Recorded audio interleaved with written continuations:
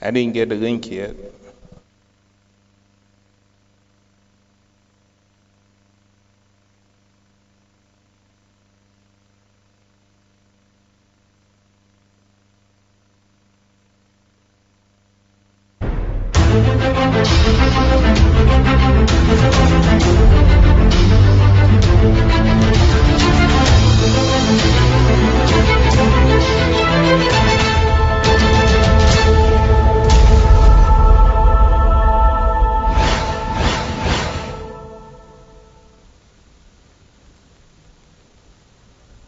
Good day, ladies and gentlemen. Welcome to the Mindful Session. My name is Unisa. I want to welcome you all to this insightful session today. I have the privilege of always having my co-host, David Slate.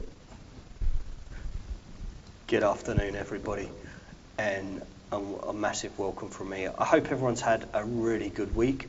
I hope you've all safe. I hope you're all well. But what have you been up to this week? Let us know. Bounce some feedback into the comments and let us know what you've been up to. For myself this week, I've been exceptionally busy at APA with preparing for our monthly round table where our members come together and get to kind of discuss open and congruent conversations around the world of psychology and mental health, and that's something that we do every month. We've also been preparing for our In Conversation series and had an amazing conversation with Dr. Sumner Davis from the USA, talking about all things to do with corona and the virus, the pandemic, and the mental health associated with it. So I've been busy. I know there are people out there that have also been busy. Let us know what you've been up to, and I hope that you're looking forward to this week's show that UNISA has put together. I think this is going to be a really exciting topic today. So let's go. Wow. Well, thank you, David.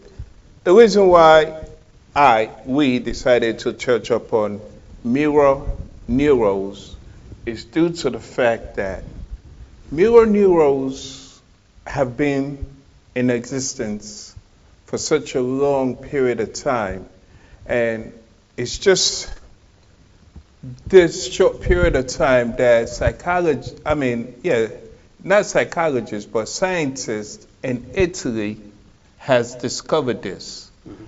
And it's sad to say, first of all, ladies and gentlemen, let me give you a little background of what neuro is. Neurons are basically nerve cells. The nerve cells are what are considered to be as mirror neurons. Now, these are basically the fundamental units of the brain. What they do is that these are sensories that observe from the outside, the exterior world, as to what is going on. And what they do is that when they observe things that are going on in the exterior world, on the outside world, they send commands, messages to the muscular system, the muscles. And a lot of times, I know you have heard the term like, your nerves are on fire, or, your muscular system's on fire. It's a fact that what the neuro does is that they send electrical signals to whatever your focus is. Mm-hmm. So that is what we're focusing on today. It's an ongoing thing that has just been discovered by scientists in Italy. And when we say the neuro, is basically the cells of the nerve cells. So I'm quite intrigued to go into this today. Like I always say, I'm quite intrigued with the brain. So anything that is pertaining the brain, I'm quite intrigued. So, David, Okay. now let's go into it. Now, when a baby is born, let's go back to the infant stages. Okay. The infant stages, when you were born, you start to curl on your hands and your knees. You see mommy and daddy try to encourage you. That's called a mirror neural, because basically you're mirroring what you see. You understand? Yeah. Those are the steps that the child takes.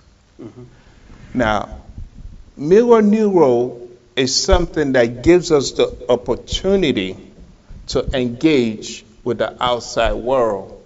And it gives us the sympathy, the empathy. I don't want to say sympathy, ladies and gentlemen, so let me say the empathy aspect of it. You understand?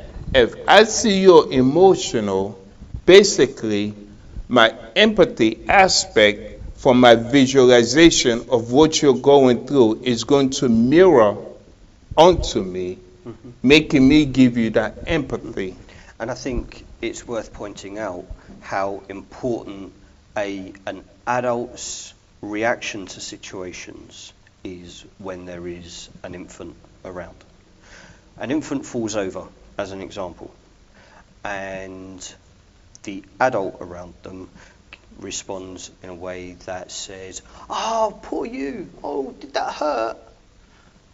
The child's brain associates the fall with, "Oh, that must have hurt.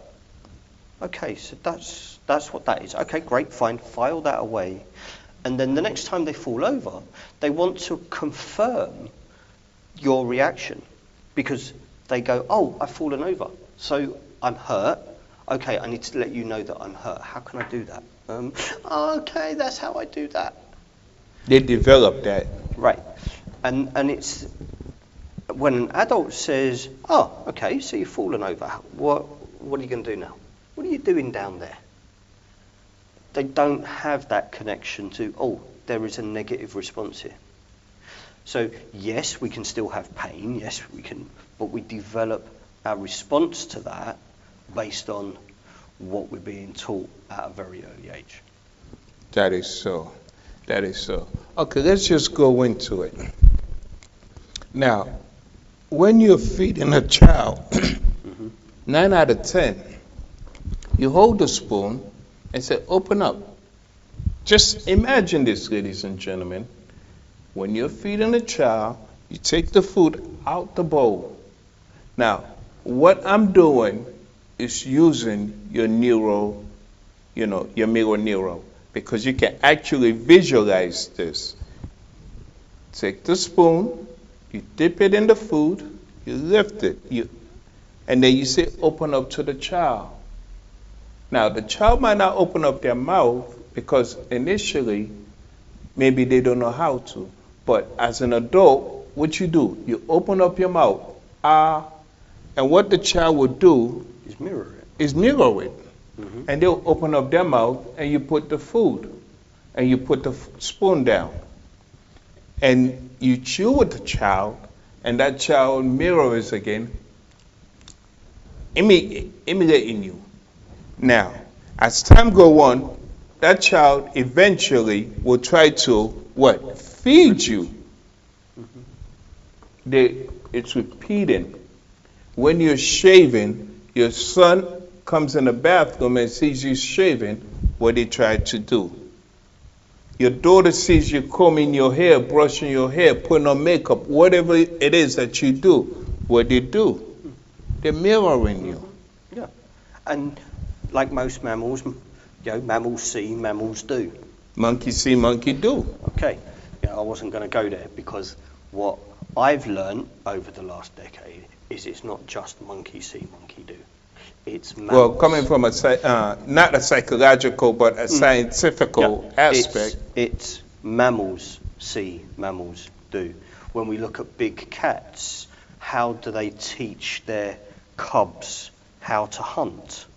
They let them play hunt they teach them to do it in a safe environment. How do we teach children to cross the road? We do it in a safe environment first. We don't ever take them out onto a dual carriageway day one and go, right, okay, let's go across the road. We do it in a safe environment, we condition it, we get them to understand the processes. And that kind of building those skill sets to understand all comes from that neuron development. And I think when we develop to a certain point, sometimes as adults, we stop doing that. We kind of go, okay, you're old enough now, you should be able to do this on your own. So off you go, and not everybody has developed the right skill sets. Right. See, but what I want us to understand, ladies and gentlemen, is the mere fact is that a lot of these behaviors are not due to the conscience. You know, when we're doing something, David, look at this water. We tend to do things, and our conscience, not conscience as conscience or subconscious or preconscious, but this is our non-conscious. It draws out a map as to say, you need to pick up water. What is he going to do with it? If I go like this, they will have the idea of what I am about to do. But if I go like this, they will automatically move away. That is all mirroring. That is all non-conscious. It's just the reaction aspect of it. If you think about it subconsciously, you know, it is the conscience in play, but also it's the neurons wiring aspect. And it shows how complex the human capacity is. It shows how many different layers there are to our cognitive activity. It also connects to our survival instinct of not getting hurt, of protecting ourselves. It links to almost our entire existence at any given moment in time. If fear kicks in, then it goes to another level. And all of that is based on whatever our conditioning around things like fear, risk of water being thrown at you, etc. All of these experiences get filed away in our early life. Now, ladies and gentlemen, I just did something to David, which indeed he was quite unaware of. I actually did something to David that he was unaware of. Now, if you go back and watch this video, what I did is I leaned on the side and David mirrored me. And this is not something that we have planned. This is the non-conscious effect of it. Mm-hmm. You understand? What we fail to realize is that if I sit here and I'm looking at David and I start to, he would automatically mirror me. And that is all part of, mirror neurons. Mm-hmm. We have over 100 billion neurons going through the brain down. And we have never come to the realization, because without mirror neurons, it limits us from actually getting involved with society. It takes away that empathy from us. And like you say, there are billions of these connection points in the human brain, and they all do different things at different times, and they all work in collaboration with each other. And those that have followed the shows that we've done previously, we're frequently talking about the collaboration between different elements and different parts of our existence. And the human brain does exactly the same. And it's one of the reasons why you'll hear both Unisa and myself quite often speak about breathing exercises, etc., because they force the body to respond to a change in airflow. They force the neurons to go, okay, let's settle here. Let's just hold back. Let's understand. And we're able then to take more control over any given situation that we're in. One of the things to kind of point out when we're talking about the grooming that goes into that early formation and development of how these neurons fire is that we as adults impact on other people, whether we like it or not, whether we are conscious of it or not. Just as we demonstrated with body mirroring, as Eunice leaned in, I leaned in. It's because as social creatures, we're always looking for the opportunity to connect to somebody else. And that's because our brains need that connection. Not physically, we're not going to take the mind out and mind melt or anything like that. It's about understanding that the connection that we have, the physicality, is always going to be there. And our brains are connected to our bodies, and our bodies do what our brains tell them to do. So as we move forward through adolescence, that experience, those skill sets that we develop in those early years becomes vitally important to how we transition from childhood to adulthood. Now, Amalia just stated to check our sound. Now, I don't know what is going on with the sound. Perhaps it's too loud, but we will check into the sound system and rectify that. Whatever the situation is, ladies and gentlemen, I'm intrigued by the neurons. And I love when they say your neurons are firing. When our neurons are firing, it's due to the fact that, let's just say, I play the piano. I'm excellent at the piano. I've yet to see this. Well, you'll never see it. Because I'm not good at the piano. I'm saying hypothetically, ladies and gentlemen. Okay, so now we know. So let me put it, thank you. Hypothetically, ladies and gentlemen, I am excellent at the piano. What my neurons will do is that they will send this electrical signal for me whenever I get on the piano. Automatically, I know what I'm doing. And that is why when you see a lot of people playing the piano, they don't even have to look. Because their neurons, are already firing. They know what keys to hit. When you're playing the guitar, a lot of people, when you're starting out, you're looking because you need to mirror that in. So in life, it's, society have taught us in order for us to engage. Imagine me, David, I'm moving. I'm carrying these boxes, and they're heavy, and I'm slumbering down the street. You're looking at me. The first thing you're going to do is, like, every time I move, you will move. Because you've been or have experienced that before. So automatically you're visualizing what I'm going through. I'm going to have to try and navigate my way past you so I don't get hit and you don't kind of bump into me, knock over everything, and yeah. So this is, and I know the example that you're thinking. Conveying, yeah. It's that when somebody's walking towards you and you both go the same way, but you do it 3 or 4 times. You know that actually one of you just needs to stand still, the other one's going to move, but we don't. We carry on. We get kind of caught with it, and we'll have a little bit of a smile and a bit of a giggle and go, should we dance or what? Just add a little bit of humor in it. Now, when I used to do MMA, a lot of people think it's barbaric or whatever have you, but I did it. I loved it.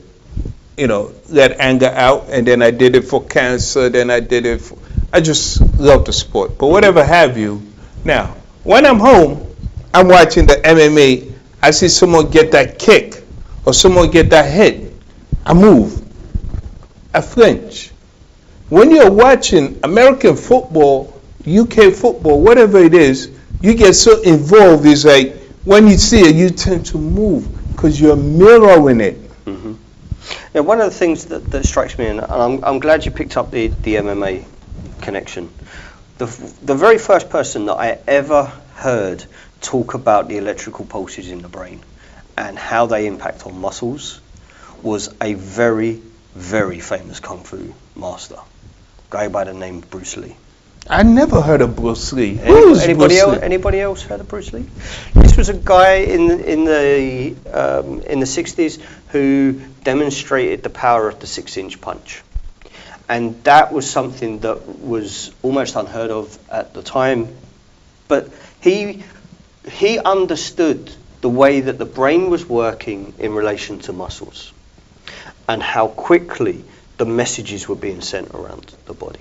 Now, he wasn't the only person, and he had other people in his entourage who understood, but he was the kind of the first person I heard kind of talking about this, and how using electrical pulses to support the brain and support the muscles. And he worked out that if you could actually teach the muscle to move, you could do it quicker than teaching the brain. Okay? What we've seen in the last 50 years is devices come onto the market that put electrical current directly to the muscle in order to stimulate the muscle to move, etc.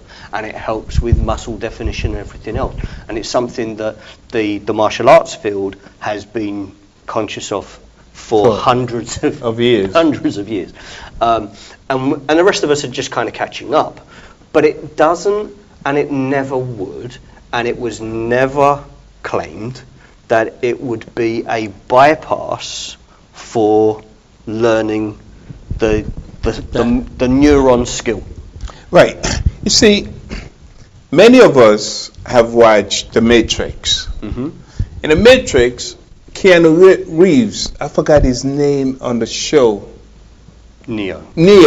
Thank you. Neo had to literally lay down, and they had to insert this, plug into him, where he had to download all this data, how to fight, how to do so forth. But what we have, ladies and gentlemen, if you watch a lot of these movies, James Bond, is basically when you watch something, you learn, you mirror it. You understand? You don't need to be downloaded, lay onto a chair, and then they put a plug into you, download it. We as human beings have that ability to watch, and we can learn from it. So that's what it's all about. Now, our mirror neurons are active from the day you were born to the day we leave this planet. From the time you wake up to the time you go to bed. Can our mirror neurons be turned off? Absolutely. Absolutely.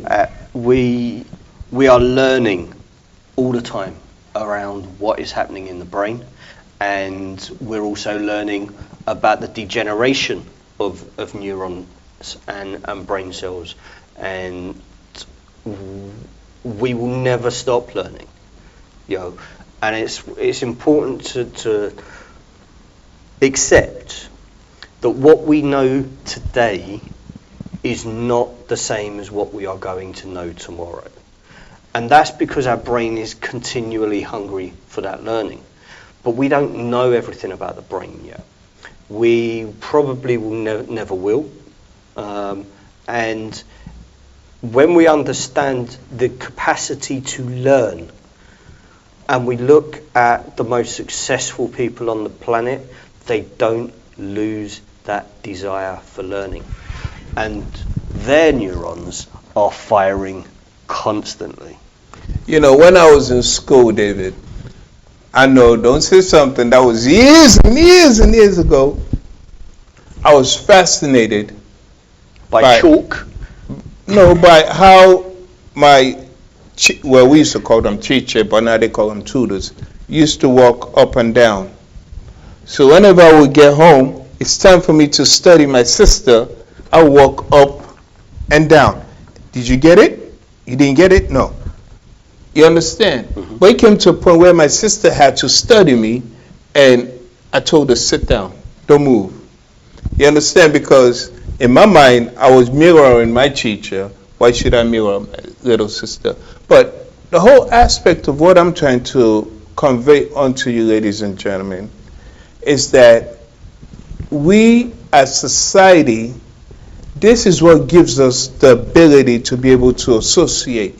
If I see David is not happy, I will automatically, my empathy will come in. Remember, this is a frontal lobe, ladies and gentlemen. Our happiness isn't within this range. Not back here, but within the range. You understand? So we have our happiness that kicks in, and our empathy, everything that all is fighting for this. So we tend to interact. So if I see David, imagine, if I see David unhappy, twisting his mouth, I would automatically look at him like, what's wrong with this guy?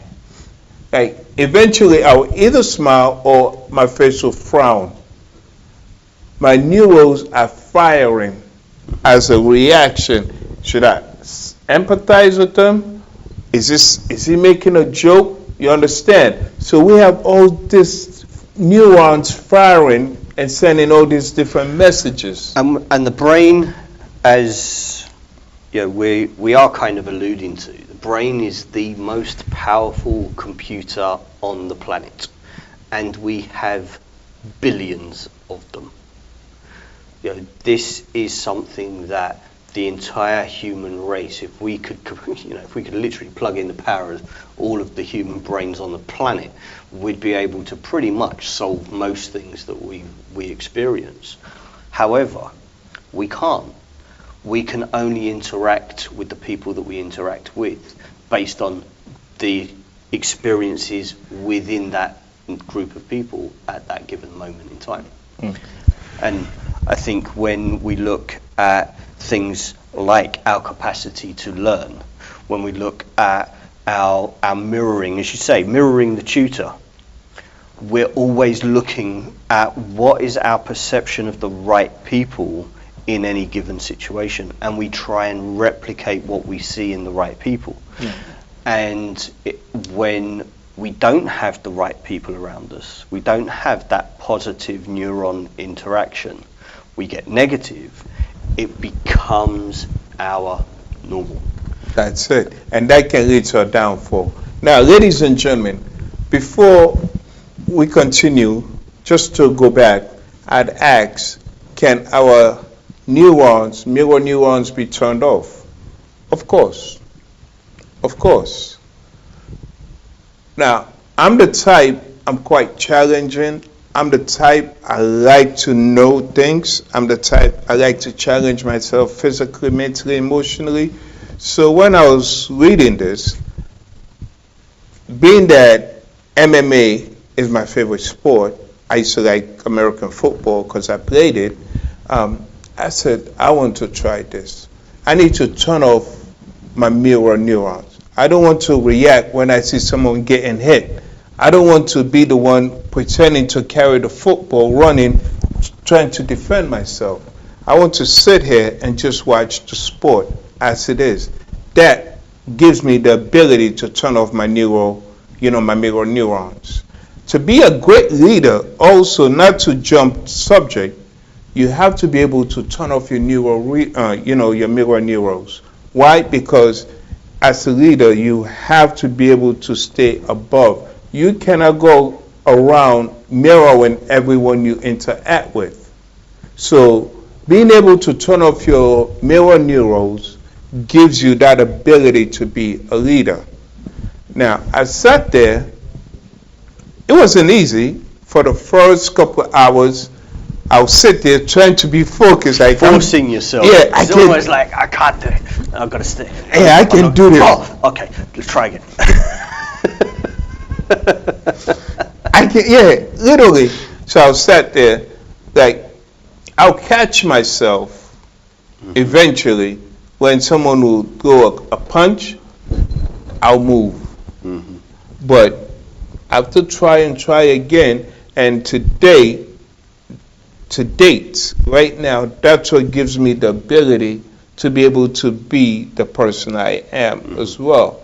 Because I know when to mirror someone, I know when to say, you know what, this is not acceptable. You understand? Just like we spoke about the ego, the super ego, and you understand, and the id. I have to be able to be in control as well. We control our, selves. And that situation of being able to make the choice between the reaction, where the brain's going, I'm mirroring that, that physicality, or I'm responding. And responding is we've made the choice that we're actually just going to sit and enjoy watching the sports game rather than almost plugging into it and taking part. And I can remember watching athletics and Olympic level athletics and remembering the stride patterns and remembering the emotion of going around those curves on the 400 meter track and almost running the race with the athlete. And it takes a lot of time to kind of go, actually, do you know what, I just want to enjoy watching Michael Johnson go and become world record holder, rather than actually sweating the 40 odd seconds that he's running around the track. But, the thing, ladies and gentlemen, I've always stated the reason why I literally went into psychology was the fact that I've always been intrigued by how the brain functions. Now, the reason why I kind of skipped graduating in the psychology field was due to the fact that one day I was doing my thesis and I'm on my laptop doing some work. Me being inquisitive, David, I'm like, what's making this computer, this laptop do what it do?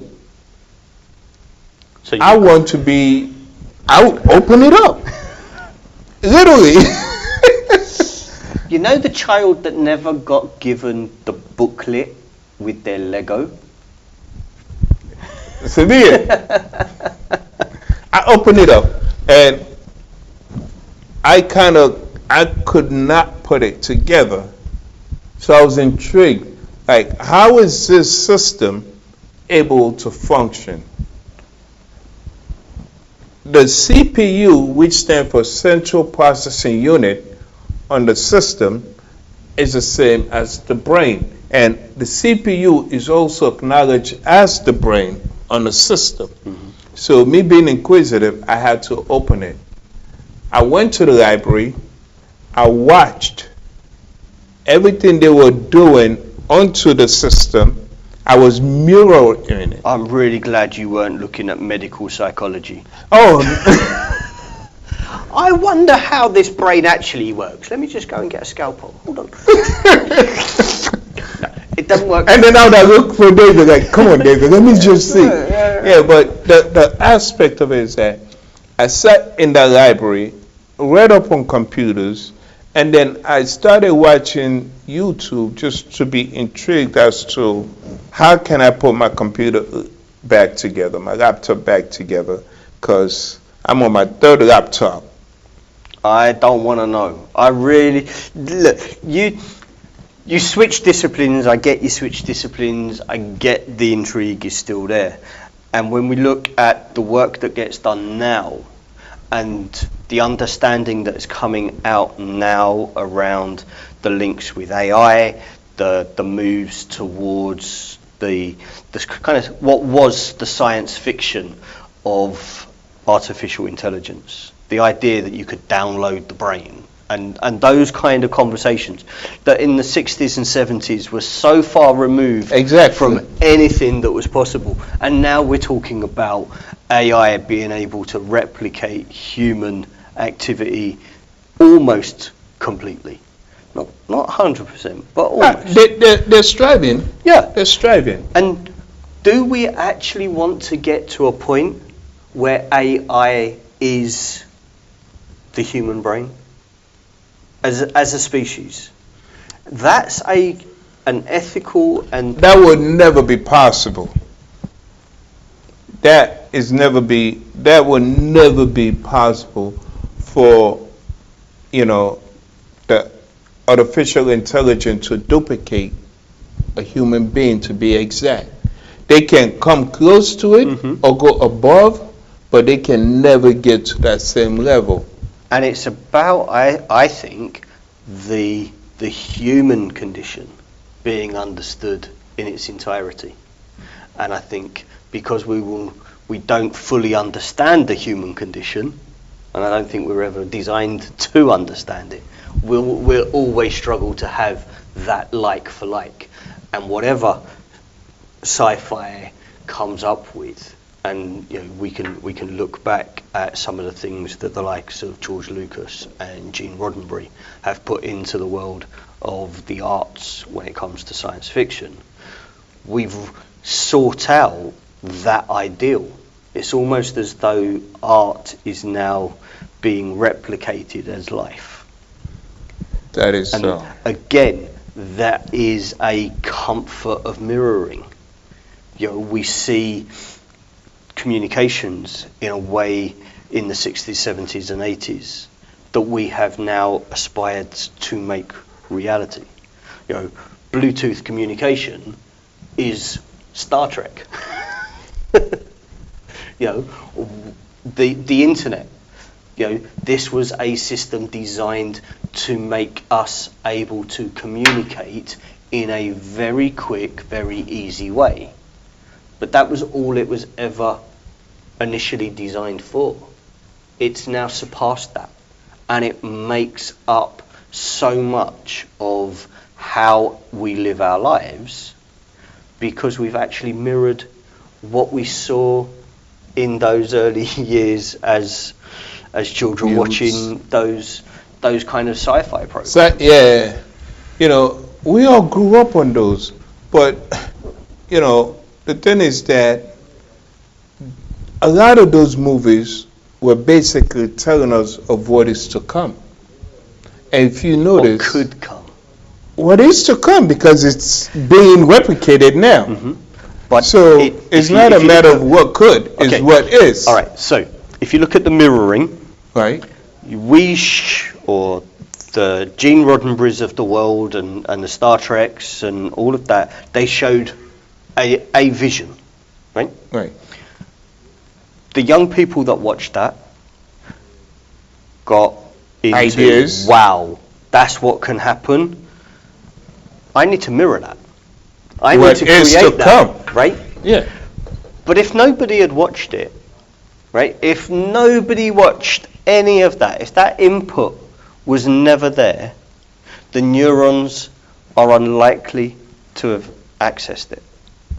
You're right, but you know what? The individuals that created this, movies, films, they had the vision.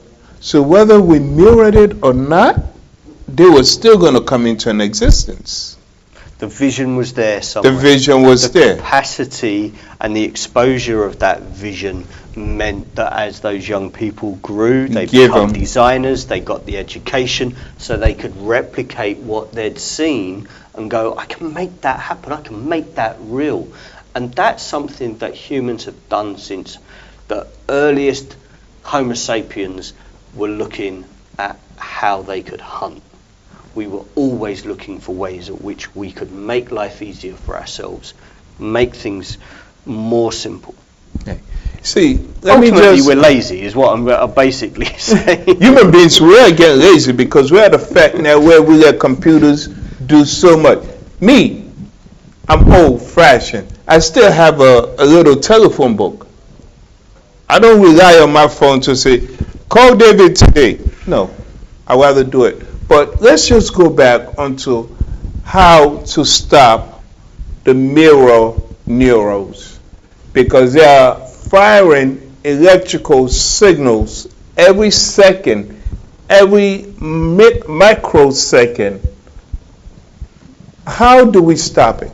How do we become leaders? Because as a leader, you cannot afford to go around mirroring everyone else.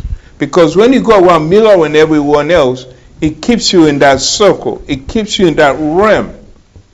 Now, David had written a psychological, program that he sent to me to read. And basically, it states that as a leader, you have to think ahead. And which intrigued me so much, And the thing about David is that sometimes he gets in his mood when he writes something. He's like, hey, read this. What do you think? But it intrigued me in a way where, as to say, it's a fact, David. We have to stop the mirror neuroing to become leaders. Because if you don't stop it, you're just going to continue going in the wheel that you had in that diagram. So it's not easy. Meditate on how to be in control, because a lot of practice has been done behind it. And if you look at a lot of studies, so many leaders, when you look at a leader, sometimes you see them, they're frowning. They're not. I know where you're going with this. Sorry. Let's just clarify leader for a second, okay? Because when we generally talk about leaders, we talk about leaders as in political leaders, business leaders, family leaders. Right. But we are the leader of our own bodies. I'm not talking about our own bodies. I appreciate that. I know you do. I appreciate that. I know right? you do. So, but the whole process of being able to hold back from the mirroring that you are surrounded by is the first step in you being able to be a leader outside of just yourself, and be a leader within your community, be a leader within your town, be a leader within your country, be a leader across the planet, whether that's in business, whether that's in politics, however that might be. But to be a leader of any kind, there has to be a self-awareness about how you present to the rest of the world, how you present to the world around you. And that cannot be dictated by simply mirroring what is around you. Ladies and gentlemen, I love the conversation that is going on in the group. I'm trying to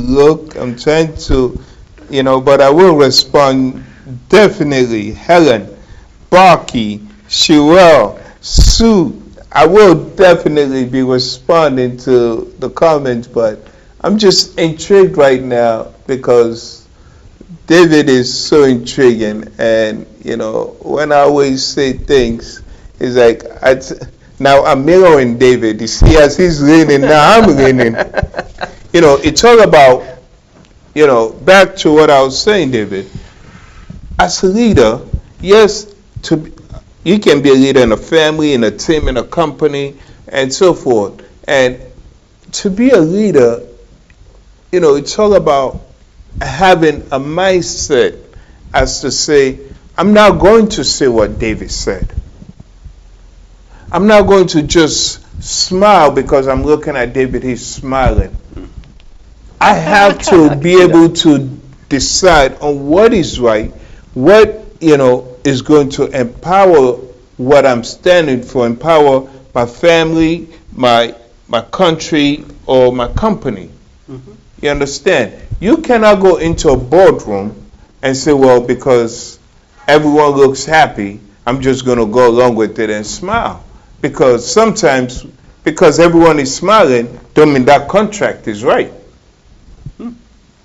I'm the type, David, when I go into a boardroom, Nine times, No. 9 times out of 10, bad contracts go through because everybody in the room is following everybody else in the room. Precisely. And this is where, the work that we do in the corporate arena comes into play, and the idea that mirroring and the power of mirroring is used, and sometimes it's also abused. That's it. This gentleman from Fox Production, Troy, whenever Troy has a contract, he tells me, Unisa, from Troy Smalls from Fox Star Production, I want you to look at it. I want you to sit in the boardroom with me. Because me, even my company, people I deal with, I would deal with you on a friendship level, but when we get in the boardroom, I would deal with you at a professional level. You understand? There's a place and time for everything. And also, I have come to understand the mere fact of the neurons, how to control my mirror neurons. You cannot let someone else dictate to you, even though we need for our everyday, living, for connection with the society we live in. But you have to learn when to cut them off. And there has to be a barrier. Yeah, and it has to be that balance between stepping into the control of self and self-presentation and acceptance of within a group setting. And that's a skill that comes quite often from being around the right people that can already do that. So you're mirroring somebody else's skill set because you're getting exposure to understand how that works. And when that's in play, it gets a lot easier for you to be able to look at the things that are needed for you to succeed. Now the Psych Hive, which is the guide that Unisa was talking about, is something... I apologize, the sound is acting up. Are we losing sound again? Well, Sherelle just said the sound is acting up. Okay. Well, go ahead, David. I'm sure the guys in the production We'll take care of it. booth will take care of that, and thanks guys for letting us know. But the idea that we can take any one particular element, and that is the only element that matters in how we operate, how we work, how we present, how we engage with others, is really, really dangerous. We have to understand that all of these factors all play in to how we present and engage with others. And when we accept and understand that, we will have already developed a level of self-awareness about which element is important in any given situation. And that's a skill set that the best leaders of companies, of families, of communities, of businesses, of countries, of global organizations all understand. I do apologize. I did say that I was not going to read the messages, but Helen just said, we can learn and understand our thoughts and increase self-awareness and choose to create new neurons as well. It's perfect because you brought us right to where we wanted to be, Helen. So thank you so much. I will respond to everybody else, but I just love it. It's exactly right. It is so true that once we've developed our own self-awareness and our own understanding of how everything fits together and how we can present to the world, we start being able to build the pathway for ourselves. And ultimately, as leaders, because we are in that situation where we are that self-aware to be able to do this, other people start looking to us as the leader. They start to see that we are the right person for them to be around, for them to learn from. And that in itself, just by being the right person for somebody else, that gives your brain a whole heap of new neurons that develop as a result, because it's now not just about you, it's about how you're impacting on other people. I love it. I love it. You just took the words out of my mouth. If you surround yourself with a certain individuals, you keep yourself in a certain groups. Now, it would be obsolete that you will get into that behavior, that into that pattern. It's unavoidable that you will be part of that group. But if, you know, a lot of time doing this show, I use myself as an example. I surround myself with positivity. You know, I call David all the time. David calls me, is that we try to have that community of positivity. We joke, but at the end of the day, we know what our focus is based on. So our neurons are firing. When I get in the groups that I'm associated with, I'm in a lot of Zoom calls. I keep myself within that positivity, so that way I'm willing to learn and grow, and I'm able to control my emotions. Mm-hmm. And when you're able to control your emotions, you're able to control your physical. And this is something that within the Psych Hive we call track. And being on track to your goal is based on those 5 elements, TRACK. Now, I'm going to give it away right here, right now. What does track actually mean? Before any of you go off and download the guide from the Apple website, which you're more than welcome to do, track stands for team, responsibility, act like the right people, controls, and knowledge. And if you have those 5 elements in play, your self-awareness level will be so high that you cannot avoid being the right people for somebody else. And that puts you in a very, very different place than you were before you had those 5 elements playing out. Now, if you want to know more about track, then obviously go get the download for the guide. But that's what track stands for, and it's how we can take all of the learning that we've done before. Track stand for again? So track, team, responsibility, act like the right people, control, and knowledge. And if you have those 5 elements in play, in a nutshell, mirror, neuro. Being around the right environment, being around the right people, keeping yourself in the right midst of people, and teaching your behaviors to learn your responsibility. There you go. And this is where understanding the balance of who's around you, where are you getting your mirroring skill set from, that has a massive part to play. Massive part to play. Now, we can talk about the topic and we can bat around ideas about this for probably another hour and a half.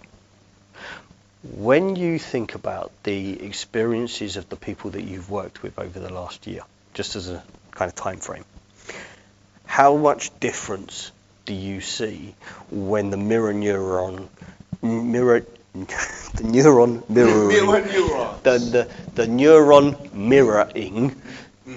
goes from a negative environment to a positive environment? Well, David,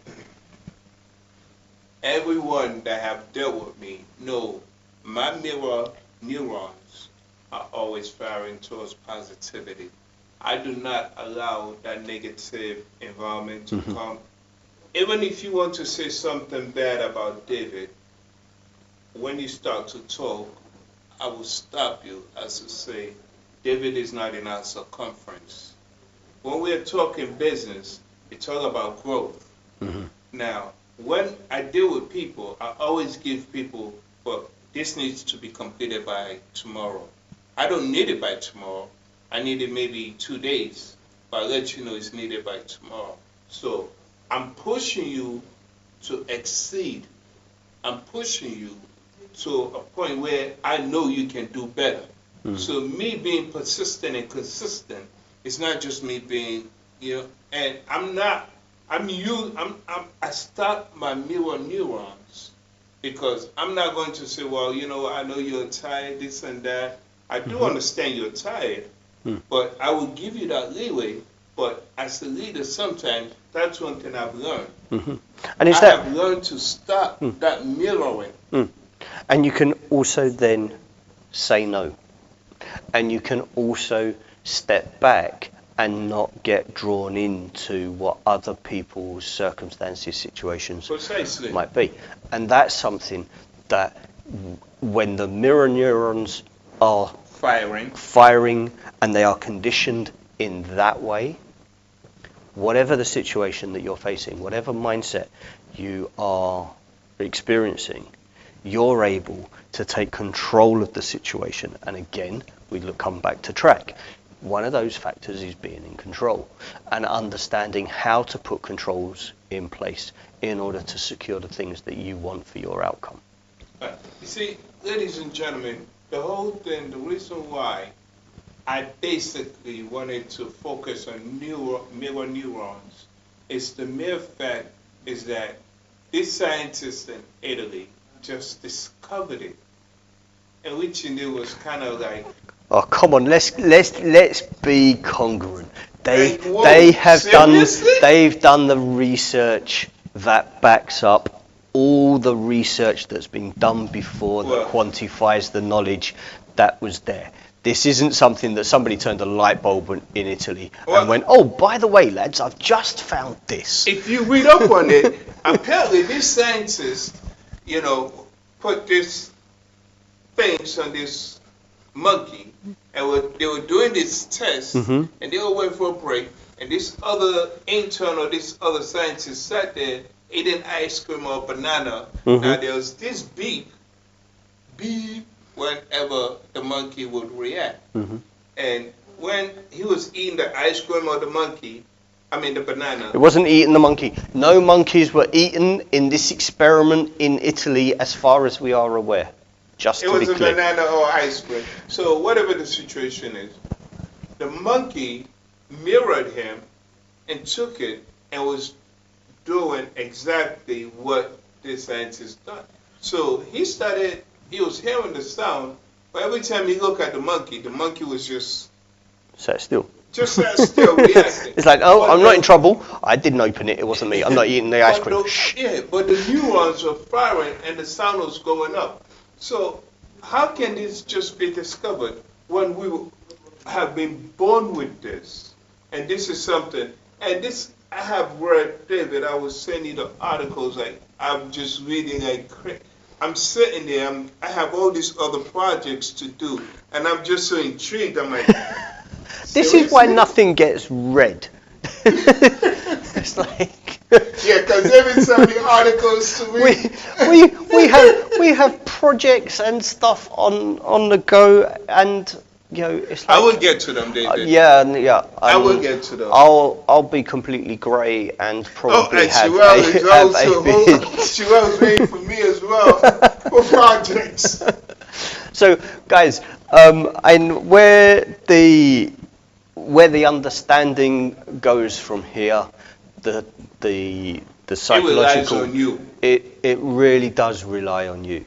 It's your awareness of your own mirroring neurons, your own ability to take control of that situation that you might be in, and consider, why is it that you act in a particular way?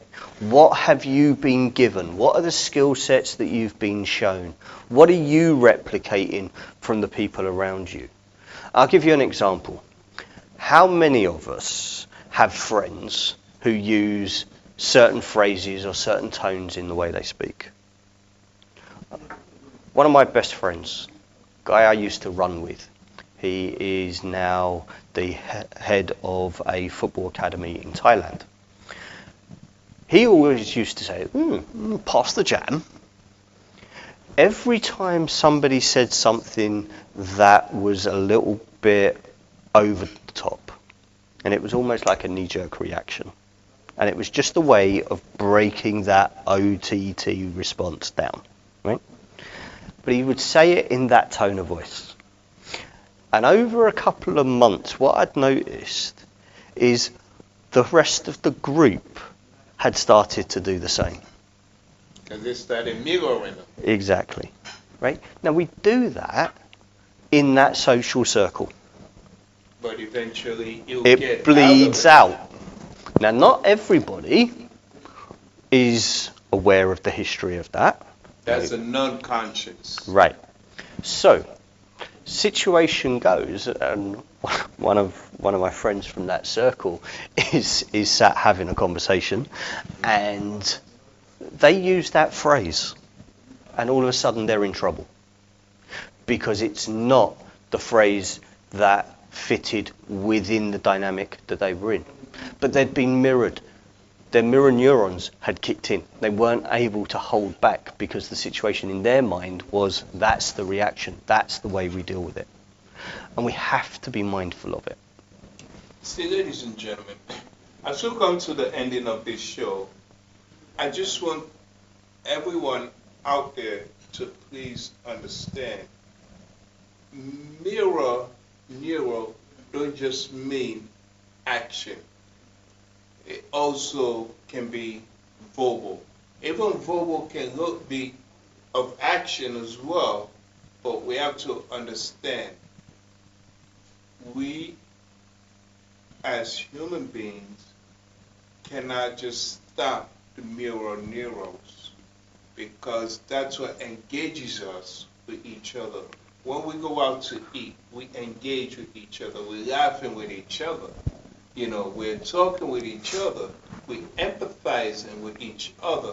So that's all our mirror neural. But also there comes a time when you need to stop it, as to say, David and I are having a problem. You need to be the mediator. That is when you need to stop the mirror neural and decide as to what is right and what is wrong.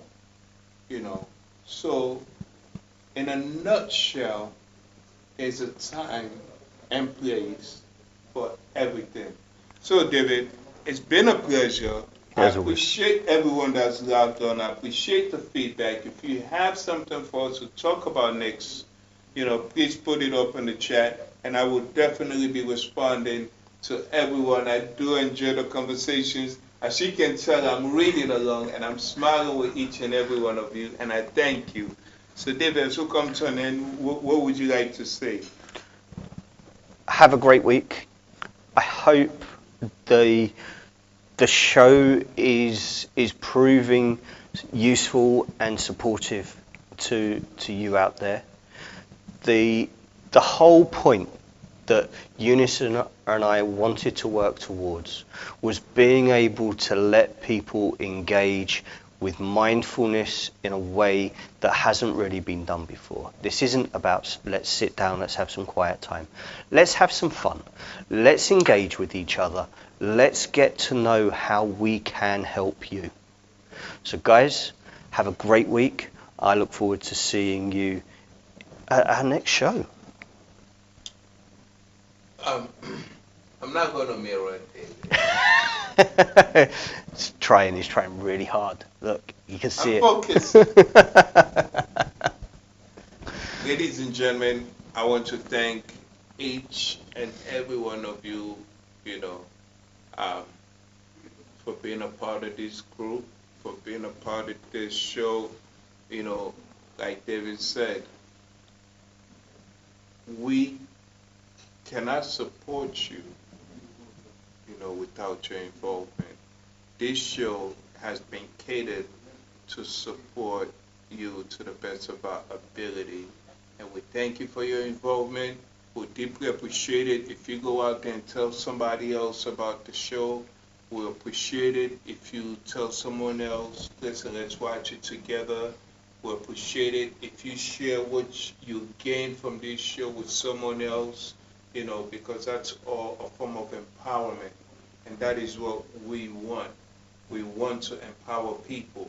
And the best way we can do it is by you watching this show and taking it and moving it forward.